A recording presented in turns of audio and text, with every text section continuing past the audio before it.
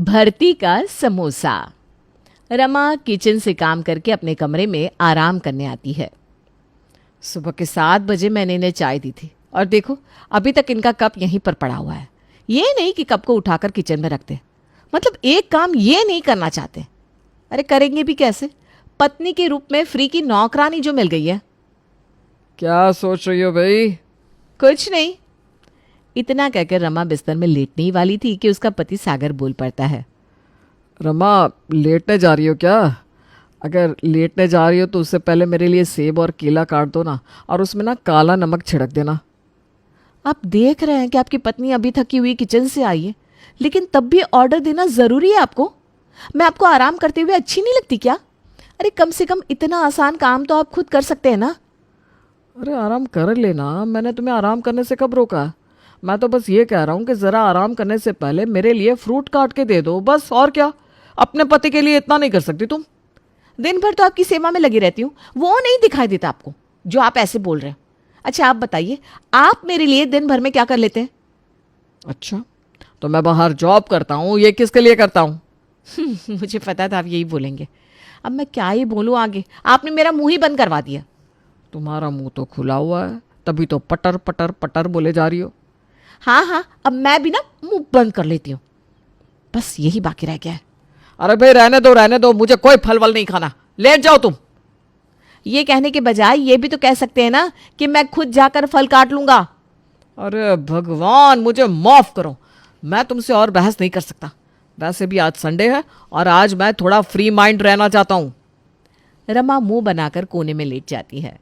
तब जब थोड़ी देर में शाम होती है, रमा की ननद अपने बच्चे को गोदी में लेकर आती है। क्या हुआ मंदिरा, आज बाबू ने रात में सोने नहीं दिया क्या?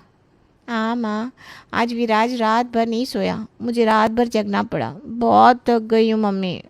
ला विराज को मुझे दे दे, मैं संभालती हूँ अपने नाती को थोड़ी देर। लो माँ। मंदिरा अपनी माँ को अपना बच्चा देती है।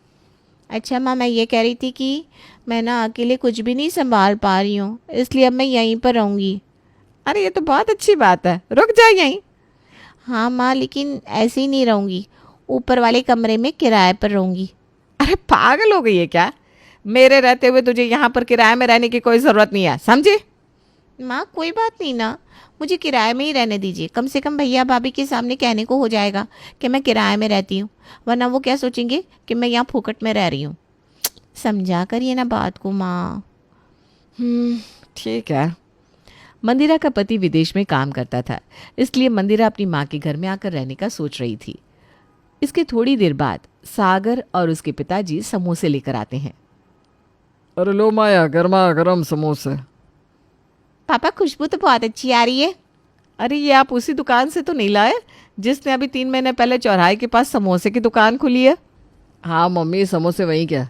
अरे उसके समोसे एक नंबर के आते हैं। सोचिए 3 महीने में ही उसने अपना बिजनेस कितना आगे बढ़ा लिया। यहाँ के सभी लोग सिर्फ उसी की दुकान में जाते हैं। तो लाइए ना भैया, खाकर देखते हैं कि आखिर ऐसी क्या बात है इन समोसों में। सभी लोग समोसा चखते हैं। समोसा तो बहुत ही टेस्टी है।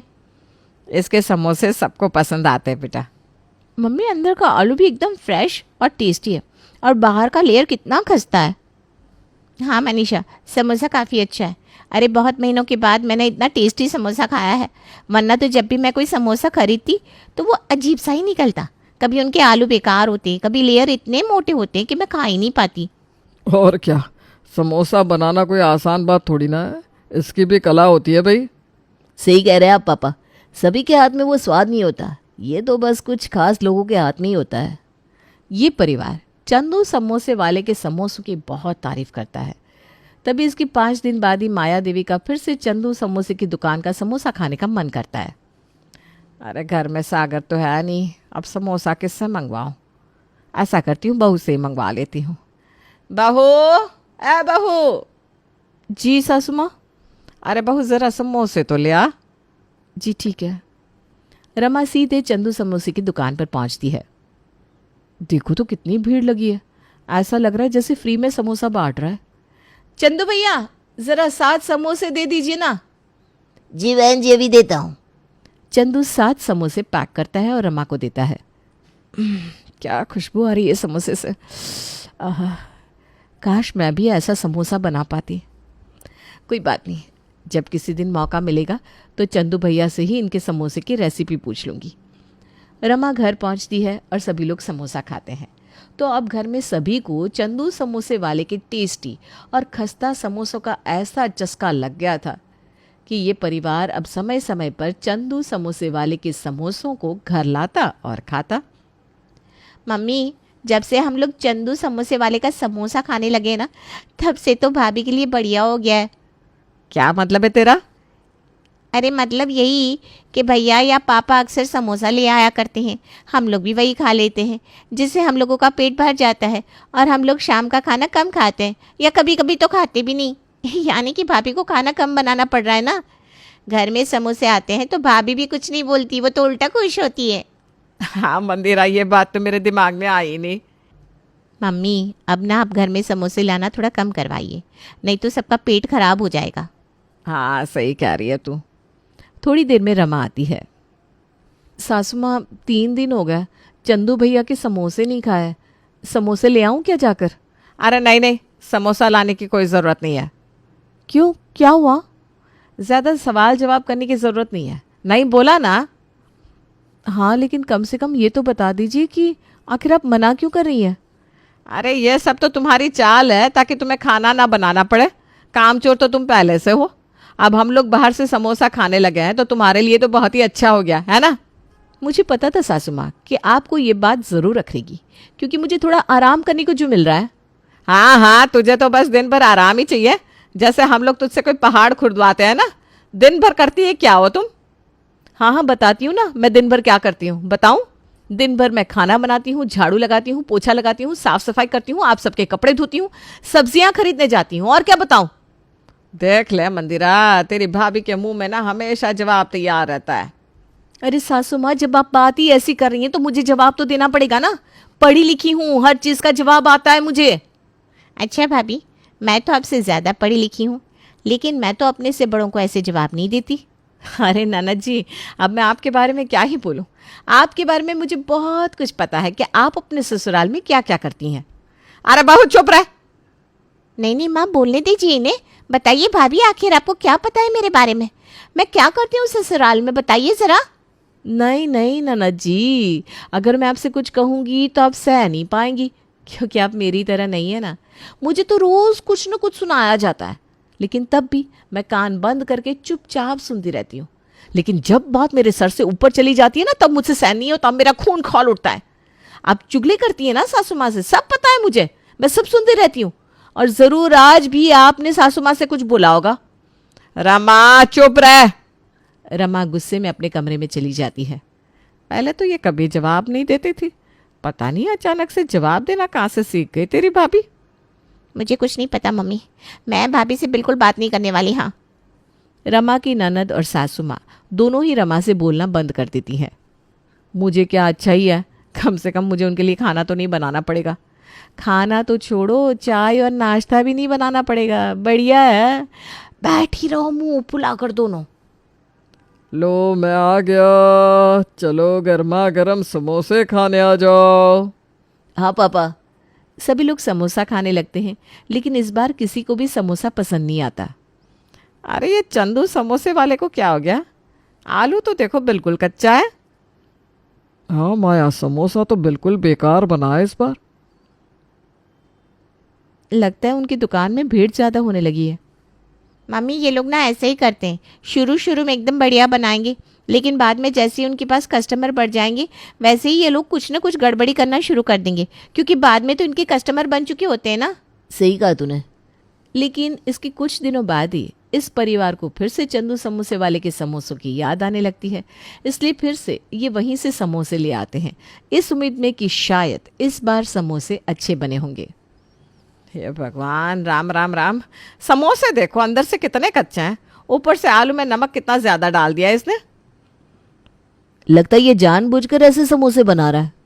अरे नहीं नहीं, उनकी दुकान में बहुत भीड़ होती है, भीड़ होने के कारण वो अपने समोसे पर ध्यान नहीं दे पा रहा है, और नहीं तो क्या। बेटा अब हम कान पकड़ रहे हैं, अब से हम चंदू समोसे का नाम भी नहीं लेंगे। इसकी 1.5 घंटे बाद, ये लीजिए समोसे, मैंने बनाए हैं। सभी लोग रमा के हाथ के बने समोसे चखते हैं तो सभी को बहुत पसंद आते हैं। तुम्हारे समोसों का स्वाद कुछ चंदू समोसे वाले की तरह ही आ रहा है। जी हाँ, क्योंकि कुछ दिन पहले ही मैंने उनसे समोसे की रेसिपी पूछ ली थी। अरे वाह बहू, ये तो बहुत ही अच्छी बात है। इसका मतलब यह है कि अब हमें घर में ही टेस्टी और अच्छे समोसे खाने को मिलेंगे। जी पापा जी। तो अब रमा अक्सर ऐसे ही समोसे बनाने लगती है और साथ ही घर में खूब तारीफें भी बटोरती है। वहीं इसी बीच रमा को अपने समोसे में एक्सपेरिमेंट करने का मन कर जाता है। आज मैं बनाऊंगी भरते का समोसा। इसके बाद रमा बैंगन लाती है, टमाटर लाती है और उसका भरता बना देती है। इसके बाद वो समोसे में इस भरते की फीलिंग करके तल देती है। क्या खुशबू आ रही है। चलो, अब मेरे सारे भरते के समोसे बन चुके हैं। अब जल्दी से सबको ये भरते वाले समोसे खिलाती हूँ। इसके बाद रमा ट्रे में भरते वाले समोसे रखकर सभी को देने जाती है। सभी लोग उसके भरते वाले समोसे चखते हैं और बहू, ये भरते वाले समोसे तो बहुत अच्छे हैं। हाँ, भरते के समोसे इतने बुरे भी नहीं लग रहे हैं। नाइस। मुझे तो ये भरता वाला समोसा बिल्कुल अच्छा नहीं लग रहा। पता नहीं आप लोगों को कहाँ से अच्छा लग रहा है। कितना ऑयल भरा है इसके अंदर। अरे ननद जी, जब कल आप भटूरे खा रही थी तब तो आपने ये बात नहीं बोली कि उसके अंदर कितना ऑयल है। और परसों जब आप वो कचौड़ियाँ खा रही थी, वो भी 4-5, तब आपको उसमें ऑयल नहीं दिखा था। मैं खाऊंगी, आपको क्या प्रॉब्लम है? नहीं नहीं ननद जी, खाइए खाइए, जितना खाना है खाइए। लेकिन कम से कम जब मैंने इतनी मेहनत से ये भरते वाले समोसे बनाए हैं तब कुछ गलत तो मत बोलिए। अरे ज़रा सोचा करिए कि सामने वाले को कैसा लगेगा। इसमें कोई गलत वाली बात नहीं है। मुझे समोसे अच्छे नहीं लगे तो मैंने बोल दिया। हाँ हाँ, वो तो मुझे पहले से पता था कि आप यही बोलने वाली है, क्योंकि आपको मेरी कोई चीज़ कहाँ अच्छी लगती है। तुम दोनों ननद भाभी कितना बहस करती रहती हो, कभी तो चुप हो जाया करो। अरे मेरी बेटी कहाँ ज़्यादा बोल रही है, ज़्यादा तो ये बोल रही है आपकी बहू। आपकी बहू? ये क्या बात हुई माँ जी? क्या मैं आपकी बहू नहीं हूँ? वो फिर से शुरू हो गया इन लोगों का। इस तरह आज भी इन तीनों में बहुत कहासुनी होती है। ऐसे ही दिन गुजरते रहते हैं और रमा 2-3 दिन छोड़कर कभी टमाटर के, कभी लौकी के, कभी आलू के भरते का समोसा बनाती रहती है। इसी बीच चलो, आज मैं बनाऊंगी मटर, कद्दू और सोयाबीन के भरते का समोसा। देखती हूँ इन तीनों समोसे में से घर वालों को सबसे ज़्यादा कौन सा वाला पसंद आता है। थोड़ी देर बाद अपने भरते वाले समोसे तैयार करके रमा सबको खिलाती है। लेकिन इस बार सभी को ये 3 प्रकार के समोसे कुछ खास पसंद नहीं आते। बहू, तू निराश मत हो, बस कोशिश करती रहे। हाँ, इसी के साथ रमा का ऐसे ही भरती के समोसों का एक्सपेरिमेंट चलता रहता है। वहीं कुछ दिनों बाद जब मनीषा को देखने के लिए लड़के वाले आते हैं। ये कुछ नए तरीके के समोसे हैं। क्यों, अच्छे नहीं लगे क्या आपको वैशाली जी? नहीं नहीं, बहुत अच्छे हैं। हाँ माँ, मैं भी यही बोलने वाला था। ये कुछ नए तरीके के समोसे हैं, लेकिन बहुत टेस्टी हैं। अच्छा, वाकई में? ये सब तो मेरी बेटी मनीषा ने बनाया है। अरे तो बहुत ही अच्छी बात है। इसका मतलब ये है कि हमारी होने वाली बहू के हाथ में खूबसूरत स्वाद है। आप तो बस निश्चिंत रहिए वैशाली जी। इसके बाद थोड़ी देर और बातचीत होती है और वैशाली देवी अपने बेटे का रिश्ता मनीषा से पक्का करके चली जाती है। आज मेरी बहू के समोसों की वजह से मेरी बेटी को बहुत तारीफ मिली। तो करीब 9-10 महीने बाद मनीषा की शादी भी हो जाती है। समय बीतता है। मंदिरा का बेटा 2.5 साल का हो जाता है। तभी एक दिन जब मंदिरा का पति विदेश से आया हुआ था। मम्मी, अरे बेटा, क्या हुआ? मम्मी पापा देखो ना, छोटू को क्या हो रहा है। अरे जल्दी से डॉक्टर को कॉल करो। अरे क्या हो गया इसे? सागर जल्दी से डॉक्टर को कॉल करता है। वहीं मंदिरा बहुत रो रही थी। रो मत बेटा, छोटू को कुछ नहीं होगा। डॉक्टर घर आते हैं और छोटू का चेकअप करते हैं। चेकअप करने के बाद वो सभी को बताते हैं कि छोटू को फूड पॉइजनिंग हुई है। डॉक्टर के चले जाने के बाद माँ, मुझे पता है कि मेरे बेटे को फूड पॉइजनिंग कैसे हुई। ये भाभी के समोसों की वजह से हुई। मैंने कितनी बार कहा है कि घर में इतने समोसे मत बनवाओ माँ। देखो आज क्या हो गया। तो सही कह रही है बेटा, लेकिन ये औरत सुनती ही कहाँ है किसी की। अरे माया, जाने दो।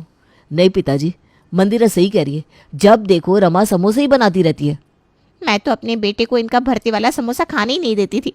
लेकिन पता नहीं इसने वो समोसा कैसे खा लिया। लगता है ये चुपचाप किचन में गया होगा और खा लिया होगा।